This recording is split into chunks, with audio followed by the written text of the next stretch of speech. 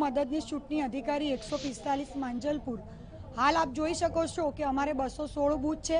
એ અંતર્ગત 7 વાગ્યાથી તમામ 1100 જેટલો સ્ટાફ અહીં હાજર થઈ ગયેલો હતો।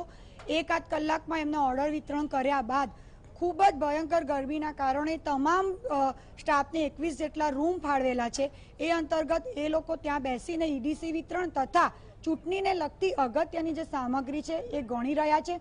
ત્યારબાદ એ લોકો બહાર આવ્યા પછી આપ જોઈ શકો છો કે અહીંયા ઈવીએમ વિતરણ કેન્દ્ર બનાવવામાં આવેલું છે।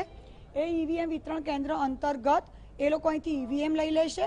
ત્યારબાદ સમીક્ષા કેન્દ્ર પર બધા જશે, ત્યાં ફરી એકવાર સાહિત્ય ઈવીએમ બધું ચકાસી લેશે। 12 વાગ્યાના આસપાસ ત્યાં છાશ કેન્દ્ર વિતરણ અને ફૂડ પેકેટ વિતરણ રાખ્યું છે।